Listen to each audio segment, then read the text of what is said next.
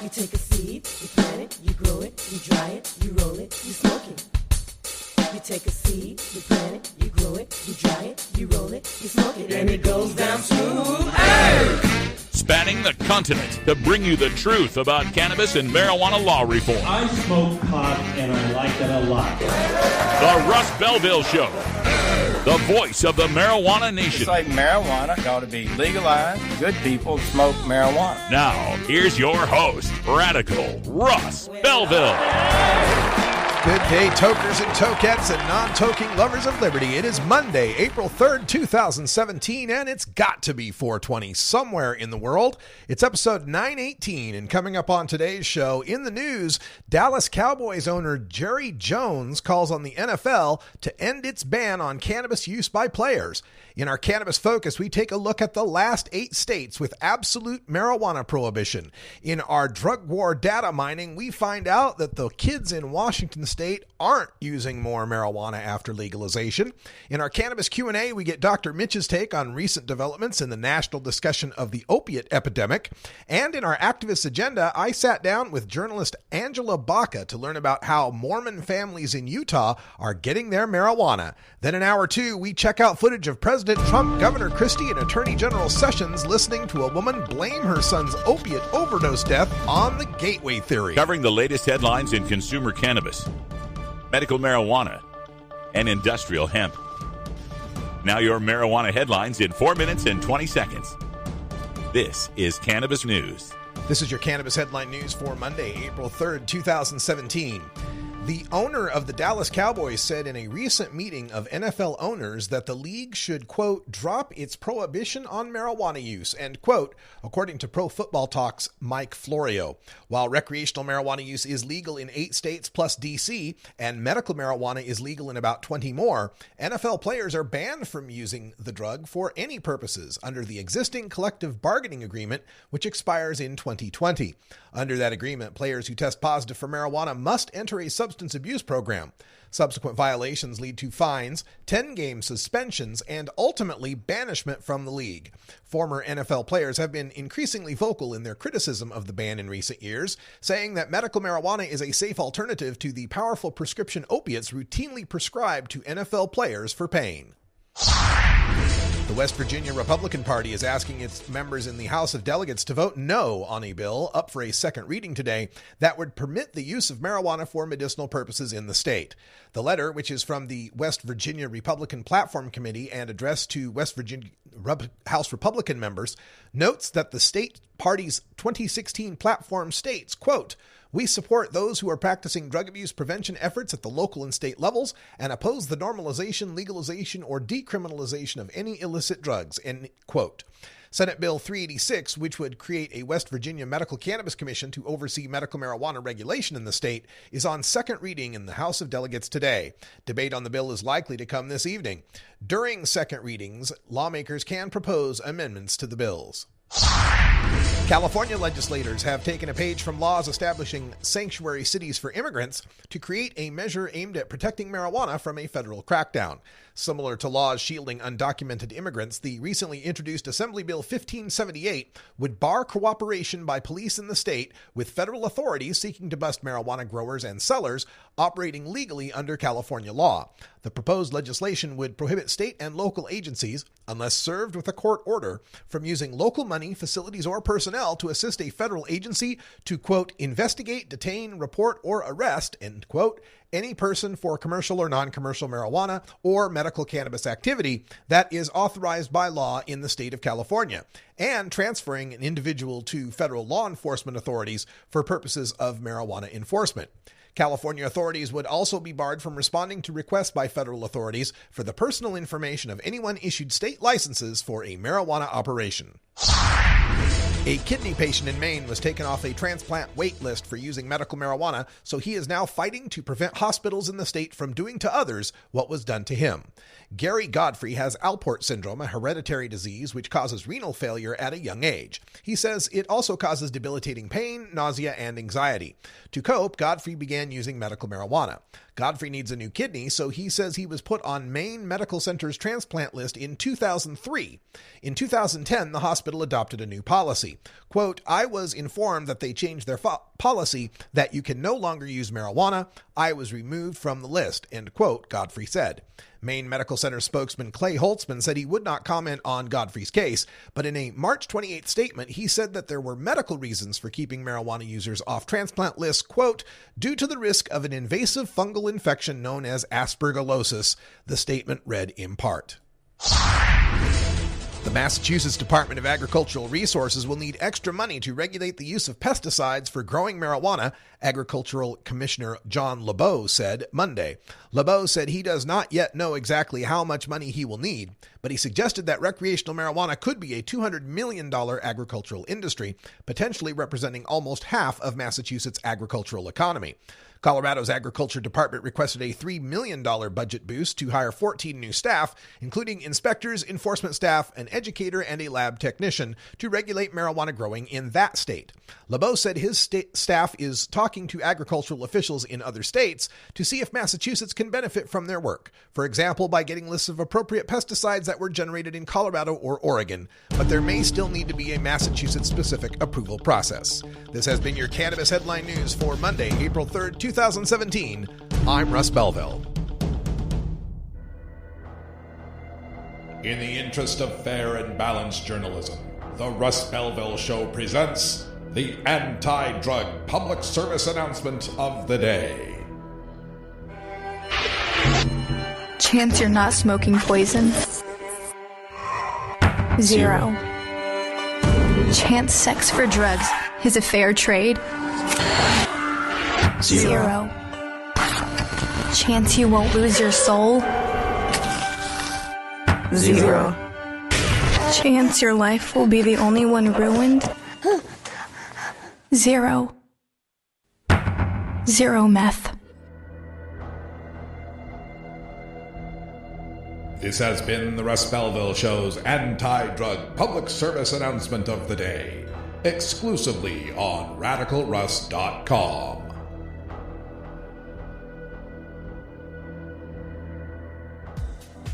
The Russ Belville Show is proudly sponsored by the Marijuana Business Association. The MJBA, called by NBC News the Cannabis Chamber of Commerce, is the fastest growing business association in the fastest growing industry in America. I've been working with the MJBA for years, and I personally invite you to join the MJBA. MJBA also publishes the popular MJ Headline News on Facebook and the MJNewsNetwork.com and Marijuana Channel 1 on YouTube. Visit mjba.net for more details.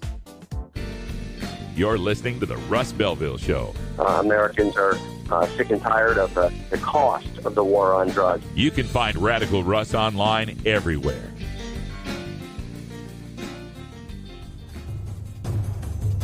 Warning.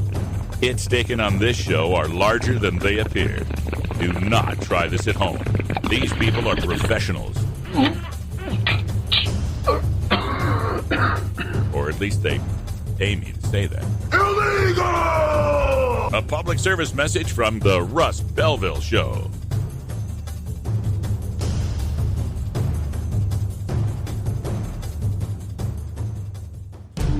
The world of cannabis is evolving at a frenetic pace.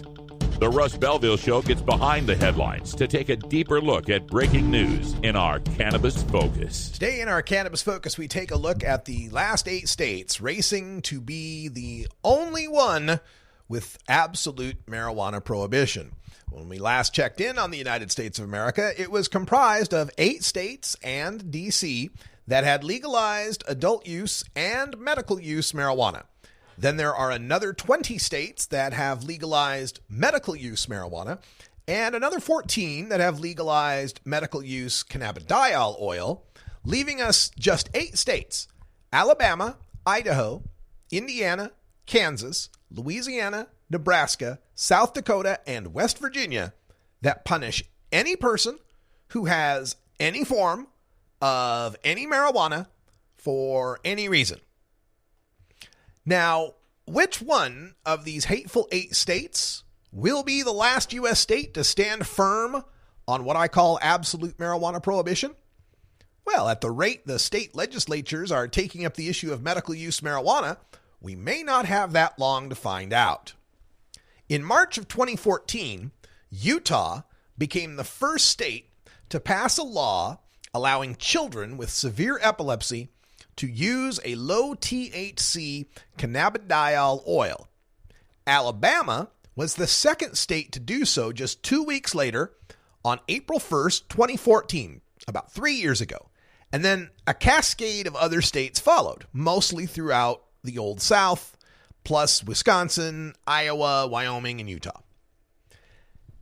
And since then, Alabama is frequently referred to as one of the CBD states that allow parents to acquire cannabidiol oil somewhere out of state, like Colorado, and then bring it back without fear of prosecution. But the cannabidiol states are a lot like the medical marijuana states, where there are significant differences that often get glossed over. You may have seen the John Oliver special last night, where he went into a full segment on the insanity of marijuana laws. And one map that he placed up on the screen featured the United States with the 44 states that have medical marijuana, legal marijuana, or a CBD law, leaving only 6 states, Idaho, Kansas, Nebraska, South Dakota, West Virginia, and Indiana, as uncolored. And the idea was that these are the 6 states remaining that have no sort of marijuana reform. But that's misleading, because the legalization that exists in Oregon is quite different than the legalization that exists in Washington State, where you can still get busted for growing a plant. The medical marijuana that exists in a place like Michigan is far different than the medical marijuana that exists in a place like Ohio, where they can't get the plant. They can't smoke it. The CBD laws that we have are just like this, where the CBD laws are different from one state to the other that significantly impact how effective those laws are. For example, Alabama's law states that, quote, a prescription for the possession or use of cannabidiol, CBD, as authorized by this act shall be provided exclusively by the University of Alabama at Birmingham Department for a debilitating epileptic condition, end quote. Well, prescription is the problem. That's the word that killed medical marijuana laws in 5 states from 1979 to 1991. Doctors' prescriptions fall under federal law. And since marijuana is a Schedule I controlled substance, no physician can write such a prescription. That's why the states that recognize medical use marijuana and cannabidiol rely on the word recommendation. So, I think it is improper to categorize Alabama as a CBD state when no patient possessing CBD in Alabama is protected, because they couldn't have possibly gotten a prescription from a doctor for that substance under the law. So I even think the John Oliver map was wrong, that Alabama shouldn't have been colored in that map either. And South Dakota, well, they've approved a CBD oil if it has a barcode. They made the mistake on March 17th, last month, when their governor signed a law that allows patients to possess CBD oil once it has been approved by the FDA. Well, of course, the FDA has not recognized CBD yet, so there is no FDA-approved CBD for patients to possess. So they shouldn't get the benefit of being called a CBD state either. These kind of laws, they're not helping anybody right now. They're just barely better than nothing, because at least they would allow in-state use of a prescribable cannabidiol product once those come online, like GW Pharmaceuticals Epidiolex. Once it gets FDA approval, they won't have to wait for the state to change the code. Boom, South Dakota, they can use it immediately. And there are 4 other CBD states, Mississippi, South Carolina, North Carolina, and Kentucky, that tie the CBD oil acquisition only through a study at a state university. So that's not going to help anybody that brought the CBD oil in from Colorado, is it? To me, there's 2 different types of CBD states. One that allow you to possess cannabidiol no matter where you got it, and the other kind that tie it to the FDA or a prescription or a university trial, which makes them largely inoperable. And we do have 3 states recently, Texas and Missouri and Virginia, that have passed laws to begin the actual cultivation and processing of CBD oil, so people don't have to go out of state to get it. But South Dakota is one of the 24 states that have initiative power, so the people might decide this instead, rather than the legislature. The activists have submitted proposals for both a medical use and an adult use marijuana initiative, and in South Dakota, you only need about 18,000 signatures to make the ballot. And maybe the third time will be the charm, because South Dakota has voted down medical marijuana in 2006 and 2010. But in Louisiana, the fourth and the fifth times have not been the charm. In 1978, Louisiana passed a medical marijuana law, but they failed to mandate that the state's health department create any rules for the program, so it didn't. Then, in 1991, Louisiana amended the medical marijuana law to order the health department to promulgate some rules, and it was then that they noticed they had made the mistake of using the word prescription in their law, after Virginia, New Hampshire, Connecticut, and Wisconsin had already made that mistake from 1979 to 1988. So then in 2015, right, so 13 years before they fix the health department issue, now from 91 to 2015, another 14 years, or 24 years, Louisiana passes a new medical marijuana law that sets up dispensaries and cultivation and declares that marijuana would only be available in non-smokable forms, but they didn't fix the problem of the word prescription, so that new law was dead on arrival. Then last May, Governor Bell Edwards corrected that mistake, the 2015 mistake, with a new law that changes prescription to recommendation and mandates that the state cultivate cannabis through 2 state universities. But that's what they realized. That's when they realized that they allowed doctors to recommend marijuana. They allowed universities to cultivate cannabis, but they did nothing to protect the patients, distributors, and cultivators from any criminal prosecution. So in August, Louisiana passed another bill that protects the patients and leaves them with no distributors or cultivators who have any protection to provide for them without threat of prosecution. So what? At this rate, Louisiana might finally pass a workable medical cannabis legislation by what, 2030? Jeez. But West Virginia, now this is pretty surprising. Over in West Virginia, the proposal to legalize medical marijuana in a state ravaged by the opiate epidemic is flying through the legislature.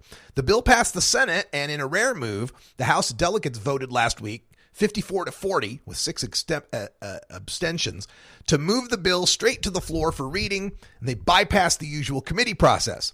The House held their first reading yesterday, and they're holding their second reading tonight. We told you about the West Virginia Republicans passing out a letter telling them to vote no on that. This bill would create a dispensary system complete with 15 licensed growers. It would also be the first medical marijuana bill passed by a legislature in over a decade that allows patients to cultivate their own cannabis plants. Combined with the qualifying condition list that includes pain, nausea, seizures, spasms, cachexia, cancer, and AIDS, plus anxiety, PTSD, and hospice care, West Virginia could soon have the best medical marijuana law in the Eastern Time Zone. Now, Kansas, they've passed a CBD oil out of one of their Senate committees, but it's got some vague language in their bill about non-intoxicating cannabinoid medicines, but it doesn't go on to define what those are. Indiana is neck and neck with Kansas. Their House unanimously passed a bill back in February. It cleared a Senate committee last week.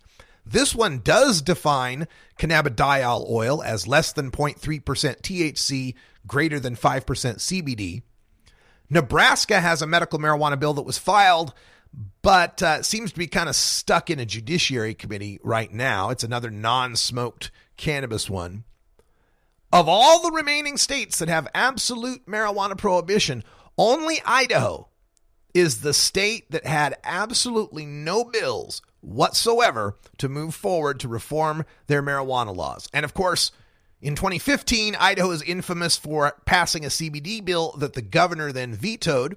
In 2013, infamous for their Senate declaring that they shall never legalize marijuana for any purpose whatsoever.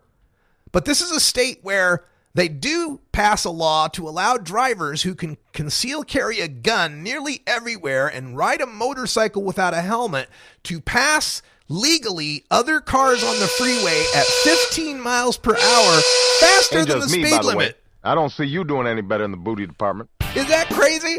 In Idaho, some of the speed limits are 80 miles an hour. You can ride your motorcycle without a helmet and pass someone at 15 miles an hour faster. So you can go 95 on the freeway without a helmet in Idaho. But we couldn't pass the CBD bill because we're worried about the people. We're worried about the safety and the health of the people. Any hope for Idaho lies with an initiative, folks. Hey everybody, it's Radical Russ here from 420 Radio, inviting you to be like me and get your ink done at Lucky Horseshoe Tattoo, Fort Worth's most female-friendly, clean, sterile, awesome tattoo shop. Thomas and his crew are true artists who can design you a custom piece or use a design you bring in. Lucky Horseshoe Tattoo also offers all styles of tattooing as well as piercings and all-around fun. In the DFW area, stop by Lucky Horseshoe Tattoo and tell them Radical Russ sent you. Trust me, it'll feel awesome. The Russ Belville Show, where the truth about marijuana gets more than a minute to speak. NORMAL stands for Responsible Adult Cannabis Use. If cannabis use is causing problems in your life, consider taking a break or seeking medical assistance. Consider ceasing cannabis use if you have a family history of mental illness. Don't drive or operate heavy machinery while impaired by cannabis use. Cannabis use is not without risks, even though the risks may be far less than those posed by legal drugs. Reason, compassion, evidence, truth, and logic on our side. It's even easier when researchers catalog it all for us. Learn how to gather the facts on marijuana use, arrests, seizures, rehabs, drug tests, and more on this edition of Drug War Data Mining. Today in the Drug War Data Mines, we return to the number one objection of marijuana prohibitionists to the idea of states legalizing the adult use of cannabis. Oh, won't somebody please think of the children? Well, today, the 2016 Washington State Healthy Youth Survey has been released, and I have their data brief right in front of me for marijuana. You can look at it, too. It's at askhys.net, if you'd like to look it up. I'll just read from the brief. In fall 2016, over 230,000 students participated in the Healthy Youth Survey. Over 1,000 schools administered the survey, representing all 39 Washington counties and 236 school districts. Rates of teen marijuana use have remained steady despite the changing landscape. In 2016, 6% of 8th graders, 17% of 10th graders, and 26% of 12th graders reported past 30-day marijuana use. About half of those who used marijuana in the past month indicated they used on 6 or more days, 41% of 8th graders, 45% of 10th graders, and 52% of 12th graders. But again, let's reiterate, rates of teen marijuana use have remained steady despite the changing landscape. The majority of current marijuana users, about 2/3 of 8th and 3/4 of 10th and 12th graders, usually smoke marijuana. A much smaller percentage reported usually eating, drinking, or vaping marijuana. There was a decline in 2014 in 12th grade current users who usually vaporized it from 7% to 5%. Now, the perceived ease of obtaining marijuana remained stable at 8th and 12th grade or declined 10th grade between 2014 and 2016. We legalized marijuana in Washington state. We put it in adults-only stores that check IDs, and the 8th and 12th graders say it's still just as easy or hard to get marijuana. It didn't really change. The 10th graders said it was harder. The 2016 10th graders, 27% of them said it's very easy to obtain marijuana. In 2014, that was 32%. It got harder for high school sophomores. The 8th and 12th graders, about 40% of the 12th graders say it's very easy to get. Now, where teens obtained marijuana may be changing according to the report. Of those who obtained marijuana in the past month, the percentage buying it at a store decreased from 2014 to 2016 among 8th graders and 10th graders. Among 12th graders who obtained marijuana, the percentage getting it from friends decreased 63 to 57, and giving money to someone else to purchase it increased 16 to 19%. All right, so among the younger kids, fewer of them are able to get it through stores. Among the 12th graders, now, again, a 12th grader, you're talking about someone that's 17 years old, possibly 18 years old. They're giving money to people to buy it from the legal stores. That did increase.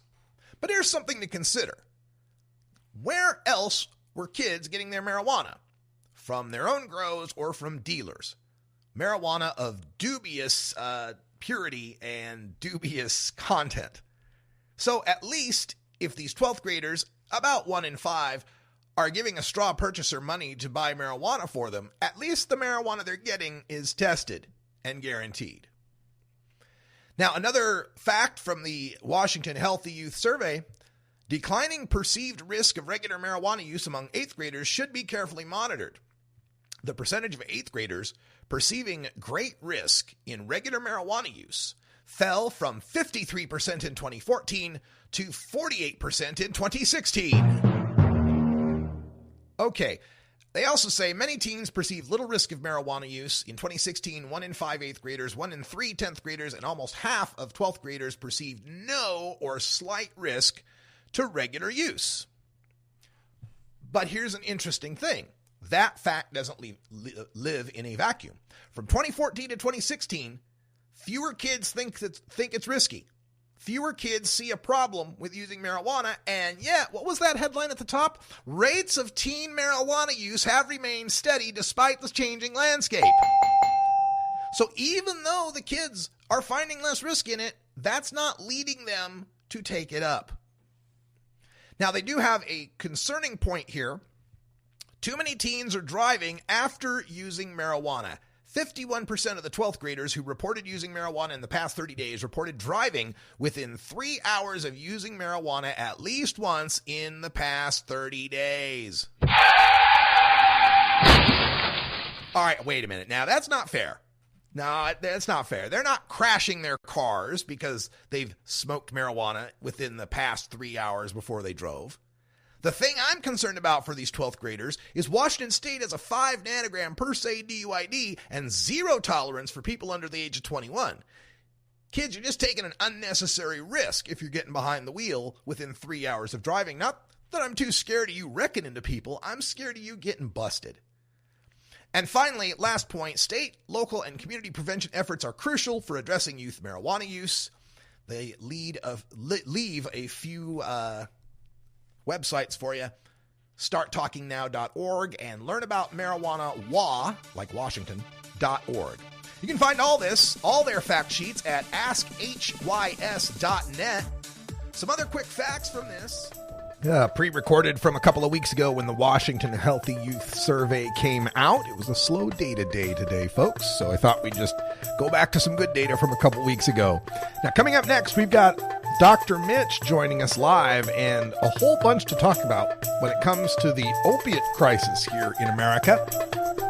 Plus, in hour 2, we've got a clip for us to observe of Jeff Sessions, Chris Christie, and President Trump listening to a woman describe her son's opiate overdose death and blame it on the gateway drug marijuana.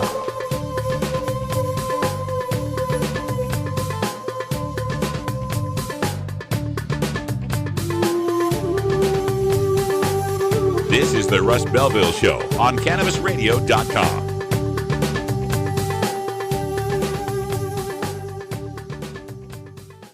You know Herb Thrasher from the Herb Thrasher Flower Hour. Now get ready for Herb Age Designs for the proud cannabis consumer.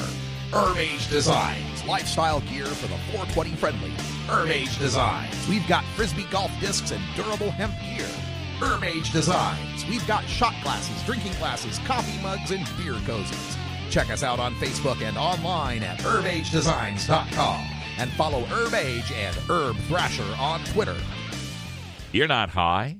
You're listening to the Russ Belville Show. I smell pot coming from over here and grilled onions from over there. Two of my favorite smells ever. Both those onions and that pot smell really good up here, you know. All right. Well, maybe you're high, too.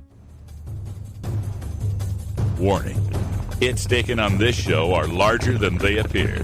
Do not try this at home. These people are professionals. least they aim you to say that. Yes, I cannabis. A public service message from the Russ Belville Show.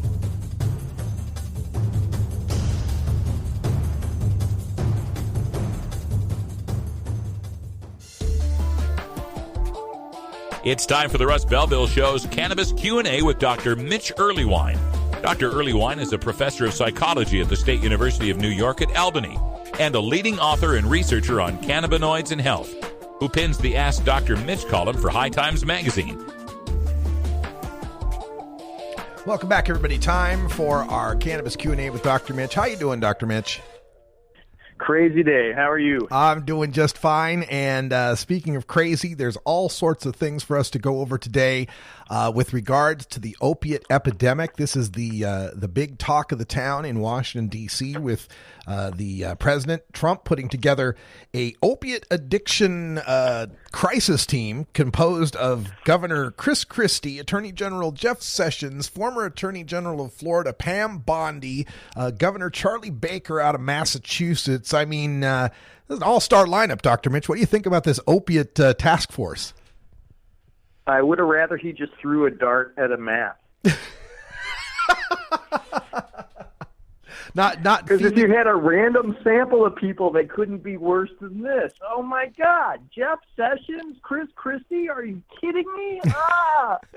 No, I'm pretty disappointed. Not exactly who we'd want to see. The first bit on this I wanted to discuss has to do with a CBS News report where they spoke with the DEA chief, Chuck Rosenberg, and the quote they get out of this is that opioids, quote, "it scares the hell out of me." And they're making a big scare about the opiate epidemic. It reminds me of how in the 1980s there was the big scare about crack and crack babies, and that helped to depress support for marijuana reform. What do you make of the DEA head's comments, and do you think it'll have a similar chilling effect like it did in the 80s? I gotta admit, I think of the opiates as less alarming than crack. They're hitting the white people, though, and the wealthy people, so we better be super scared.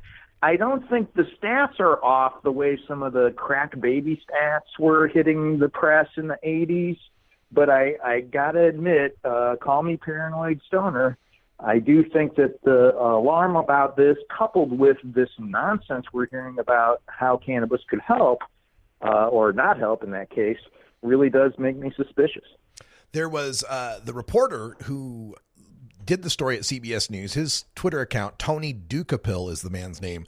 He tweeted out after the report got through social media. He tweeted out in response to it, "I also asked DEA Chief Chuck Rosenberg if marijuana legalization had pushed the cartels toward more heroin sales. His response, maybe." Is there a fear here that if we took marijuana away from the cartels, so now they're responding by upping the production of heroin? Well, they sure as fuck ain't growing coffee. I guess not. I mean, if they're going to cut out, somebody's main source of economic good life, I can't imagine they wouldn't either turn to coca or opiates. And right now, opiates certainly seem to have a market. The other concern here is how they're trying to tie the idea of this opiate epidemic as being part and parcel with the problem of the gateway drug. Marijuana is this gateway drug that's leading people to that. I have a clip here that I wanted to play, and we'll get your take on this. This was at that opiate crisis key hearing that took place the other day, and this was the mother talking to President Trump, Governor Christie, and Attorney General Sessions. Unfortunately, my son OD'd after having been clean for 10 and a half months, OD'd on a drug that was laced with fentanyl. So he died. Which is getting worse and worse. I hear getting just out of control. So Carlos started smoking marijuana when he was 15 and a half years old, and for him, and he'd be the first to tell you this, it's absolutely for him a gateway drug. It led to heroin, cocaine, crystal meth. At 18, when he was a senior in high school, with months to graduate, he had a crystal meth overdose. So how can we respond, when a mother is speaking like that from the heart about her dead son and calls out the gateway drug theory? How do we respond without coming off as crass or insensitive? That's just it. So we have to begin with an acknowledgement that we're all absolutely, despondent about her loss. And we definitely are on the same page as far as wanting to prevent drug-related harm. That said, generalizing from a single case about literally anything may not be very logical. For every kid who started at 15 and a half and ended up on heroin, I know a kid who started at 15 and a half and ended up going to college, paying taxes, and living a delightful life. So the fact that we don't get to weigh those cases as heavily as her case shows a logical error that is hard to explain, in part because public schools are so poorly funded. So this really is part of a much bigger educational problem, and I do feel like, as heartfelt as all that stuff sounds, it really doesn't hold up if you think about, would I generalize about a single case to anything? And that may be our way to finally get inside people's heads about this. One last bit on the opiate crisis here. We've been touting the stats recently, the studies, the surveys that have shown fewer opiate overdose, fewer deaths, fewer prescriptions in the states with medical marijuana access. But now comes across my desk the study that says women with opioid addiction who use cannabis will do worse in methadone treatment. This seems pretty complex. I wanted to get your take on it. Yeah, and unfortunately what we're really seeing here is cannabis use may be a proxy for low socioeconomic status on these kinds of things. So I'm not crystal clear if they covariated these things out correctly, and I'm quite sure these women weren't randomly assigned to use cannabis. So I'm afraid what they're finding here is that a subset of women who happen to be poor and using cannabis are probably driving this effect to make it look like they're less likely to do well in the opiate methadone-based treatment programs. Interesting. All right, let's shift gears now from the look at the opiate epidemic to the use of medical cannabis to help our veterans who are suffering from PTSD. We've covered the story of Dr. Sue Sisley going through the trials and tribulations along with Rick Doble and the folks at MAPS to be able to get the first FDA-approved study of whole plant cannabis for veterans with PTSD. The news we get today, some sad news. Johns Hopkins school was part of this test, and now they've dropped out. And I was wondering if you could tell us any more about that and what this may do to hamper or delay the testing. I mean, the sad part is every university relies heavily on federal funds, and they're all peeing in their pants right now wondering what do they have to do in order to hang on to that cash. And right now, Hopkins is trying to play it safe in hopes of not infuriating the National Institute of Health and basically the whole Trump administration, so they can hang on to what are literally millions of dollars that have been funding their research for the last 2 decades. And I understand the playing it safe, but I had really hoped they would take a stand here because this has already been approved by the ethics boards. The funding is not federal funding. There's independence as far as these labs are concerned when it comes to doing this. And the empirical support is as close as it could be without being definitive proof. We've got tons of really outrageous self-report data that just suggests that, without this plant, a lot of these guys would have committed suicide by now. And compelling work from my lab and labs all around the country saying, look, the key symptoms that are problematic for PTSD definitely respond well to specific strains of cannabis. So it just breaks my heart. And the fact that it's really all about the cash makes me extra disappointed. So with Hopkins out, they were the ones on the East Coast, like Baltimore, I think it was. This just leaves Arizona school. Is that correct? There was going to be some work at University of Pennsylvania, and basically the guy who was on that faculty, I'm understanding that he's, experiencing a lot of frustration with trying to get this kind of work done, and they end up working for, some California or Oregon cannabis company instead to, try to do the sort of thing he wants to do and make a decent living. Wow. All right. Now, also with respect to that story of Dr. Sisley and the PTSD study, she had complained that the cannabis she was receiving from the University of Mississippi, Dr. El Soli's pot farm there, was substandard, not high enough THC, was laden with all sorts of gunk and nasty stuff that they didn't want to give to the veterans. And now there's been a response, an op-ed that was published that says the criticism of the University of Mississippi marijuana's quality was unfair. I've seen it, Dr. Mitch. What do you think? I mean, if Irvin's is any indicator, it is not anywhere near as good as the cheapest trash I've seen in Washington State. So I really don't know what he's saying about these 27 varieties. And you'll note that nowhere in that op-ed does he say, by the way, here's our percent THC. Because last I heard, they had an 8% strain, and they were acting like it was God's gift to cannabis, when I really doubt there's a dispensary in town that is selling anything as low as 8%. Oh, the 8%. Wasn't that my father's Woodstock weed that Kevin Sabet's always telling me about? Sad but true. My goodness.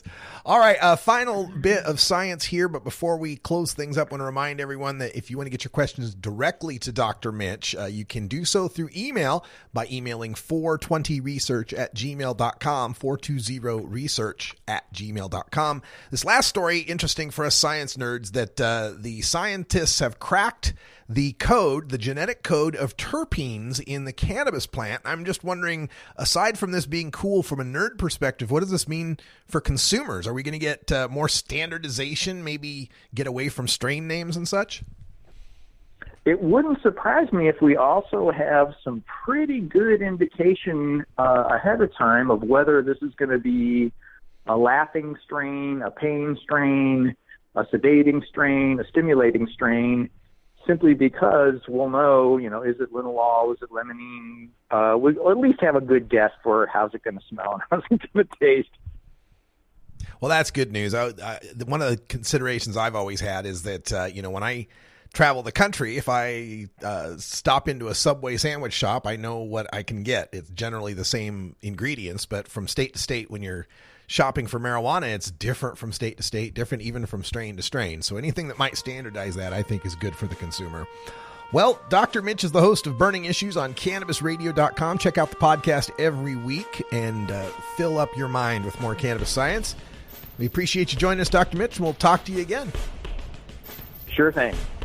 All right, folks, stay tuned. When we come back, we've got an exclusive discussion that happened earlier this afternoon with investigative journalist Angela Baca, who revealed to me some very interesting things about Mormon marijuana smuggling. That's right. There's three words you don't expect to go next to each other. Kind of like President Donald Trump. This is the Russ Belville Show on CannabisRadio.com.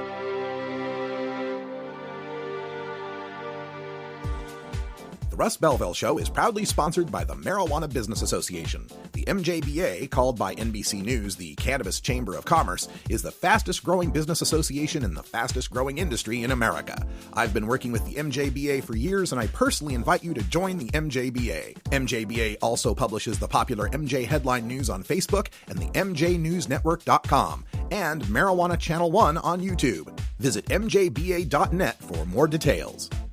You're not high. You're listening to the Russ Belville Show. Marijuana kills people on the highways. Traffic deaths in Colorado have increased dramatically. All right. Maybe you're high, too.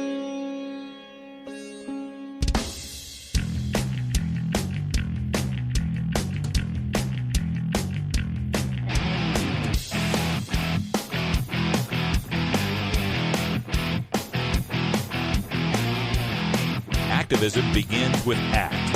The Russ Belville Show features the stories of hardworking grassroots activists working for an end to prohibition in today's activist agenda. Today on the Actives Agenda, I had the opportunity to sit down with investigative journalist Angela Baca. She came by Delta 9 Studios to interview me regarding the 2015 Ohio Issue 3 debacle. She's working on a story for that. And as we were talking, she discussed a lot of our background and the fact that, I'm from Idaho and she spent a lot of time in Utah. And from there, we got into a discussion about medical marijuana in Utah and how it was making remarkable strides in such a short period of time. I was originally baptized Mormon. I have a lot of Mormon family, so my background, I kind of understood why Mormons were kind of taking to medical marijuana more than you might expect other conservative religious people to. Here's some of our discussion from this afternoon. Warning. Hits taken on this show are larger than they appear. Do not try this at home. These people are professionals. Or at least they pay me to say that. This sucks. I hate... Yeah. A public service message from the Russ Belville Show.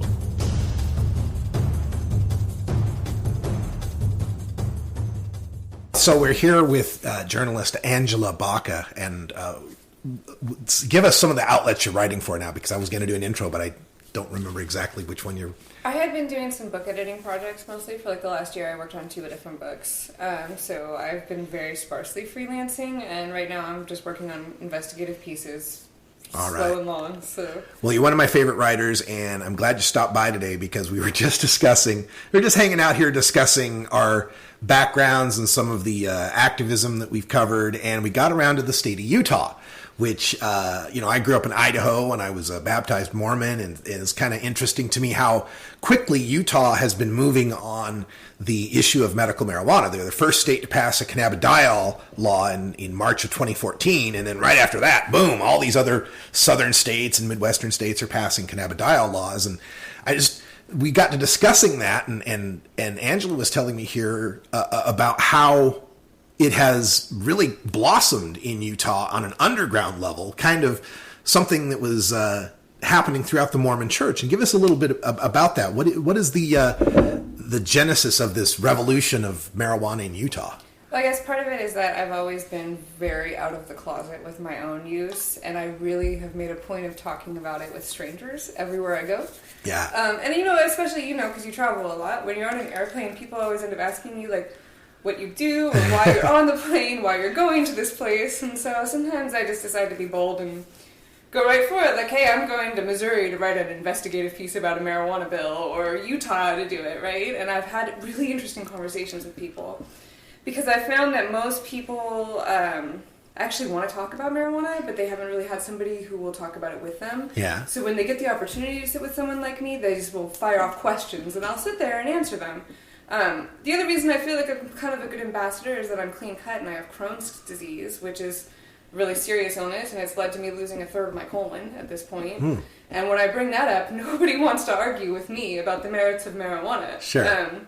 So when I was living in Utah, which I did for a period while my husband was getting his grad degree, I just kind of made a point of talking about it really loud everywhere I went, or talking about it with people in public, and I basically found that everybody else supported it. And so when I got involved with activist networks there, it was an easy thing to move forward, because I already knew that everybody else wanted this. They just needed to know that everybody else wanted it. This is the kind of thing where people are afraid to mention it, but once they do, they find everybody else is pretty much on the same page. That's happened everywhere I've gone to. Every time I've gone to a conservative state in general, I've always had this same kind of bold talk about marijuana.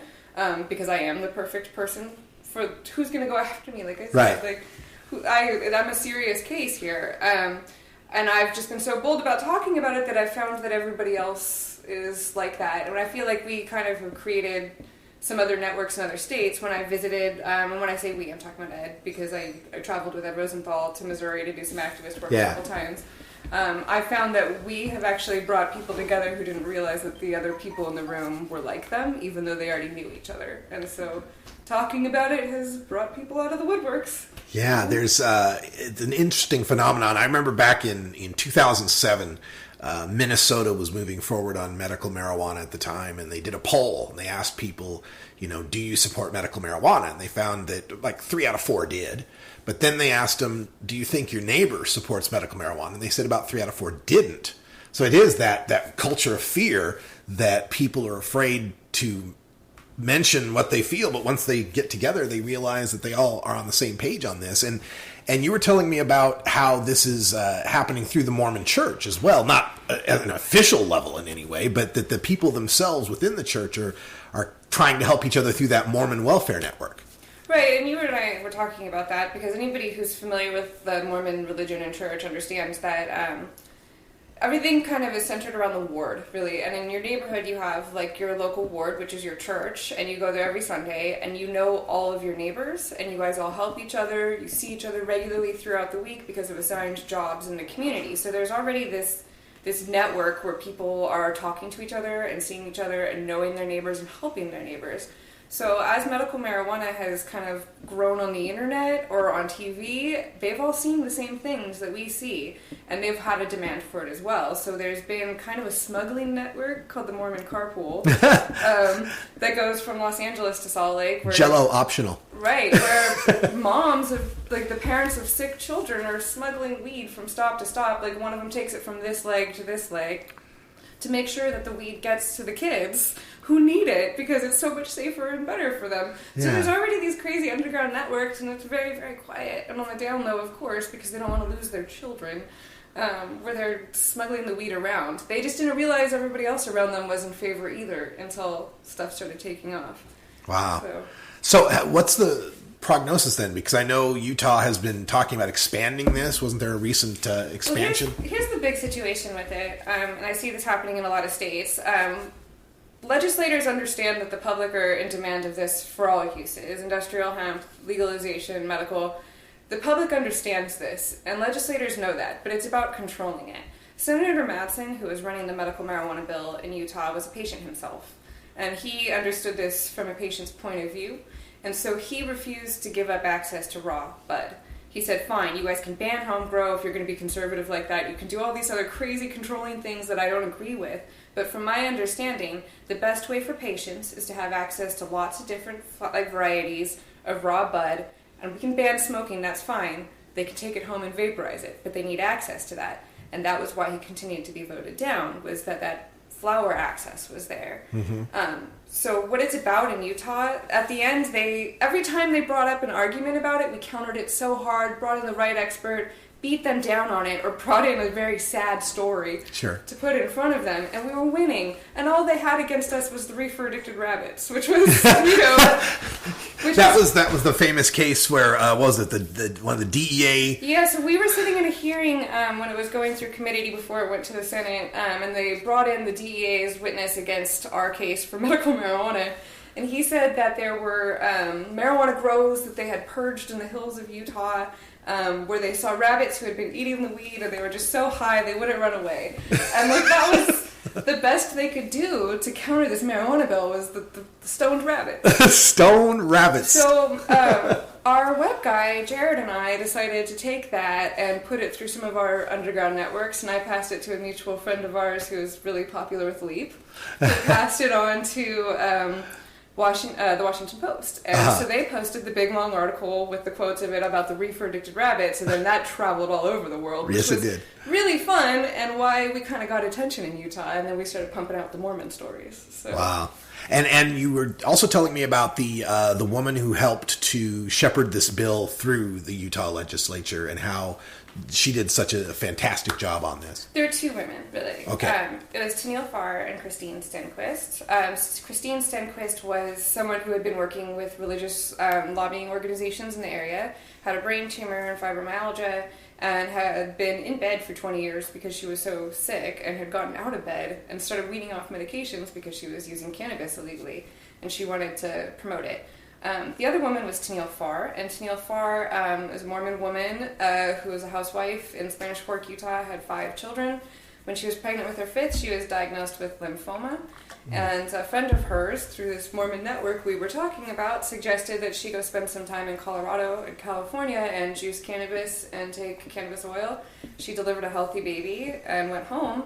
As soon as she went home, she stopped using it. Her cancer was not yet in remission, and she didn't want to break the law because she was LDS, and so that was her point up there. She was at the Capitol every day with a 6-week-old baby. She was nursing in meetings with the drafters. Like, she was there every day, and these two women were pouring their guts out to some of these legislators and crying and telling them these stories, and they understood it, and they kept changing their reasons for why they were going to vote no, which I thought was pretty fucked up, but you know. So their status now, they're still just cannabidiol oil at this time, and the CBD bill, as I understand, is sunset by now. It was passed in 2014, or went into effect in 2014, and was supposed to sunset in the summer of 2016, and they failed to pass something to replace that. So I don't even know that CBD is still legal. They may or may not have done something to cover the people who are using it already. I do know there's already Epidiolex trials going on at the University of Utah, though, so that kind of covers a lot of the people who had wanted that bill there. Senator Madsen retired from the Utah State Senate and is doing his own private business now. He knew he was going to retire this year anyway because he needed to take care of his chronic pain problems, and he just didn't want to be in this legislature forever. He tried the bill twice. He refused to give up flour. Of course, it never passed, despite how big it got and how much support kept coming out for it. The groups that are there now are trying to do a citizens initiative. I don't know how far it's moving at this point, but there's no legislator in the Utah legislature right now who's willing to really champion it. And I don't think anyone ran anything this year. And people are trying really hard for that voter initiative, but it's a hard thing to do in Utah because you need a certain percentage of every county. Right. And Utah's 90-some% of the population is in 2 or 3 counties right around the Salt Lake area, but there's these counties in the far reaches of the state where 10 people live, and you'd have to somehow get them to sign something too. Yeah, it's they do this in a lot of the initiative states to force a more geographic distribution so that you can't. Same thing in Idaho, you know. It just makes it more difficult though to pass things. Right, and it also have to question, why is that even necessary? Shouldn't a majority matter regardless of where they're concentrated? Well, that's also an argument against the Electoral College. Well, there we go. That's another thing we ought to be getting rid of. Well, and as a native Californian, yes, I agree. We should get rid of the Electoral College now. Yeah, what was the Trump people were saying? You know, if you take California out, Trump won by a landslide. And if you take California out, this country is no longer great. So there we go. There you go. Hey, if you disregard 12% of the voters, sure, all sorts of things change.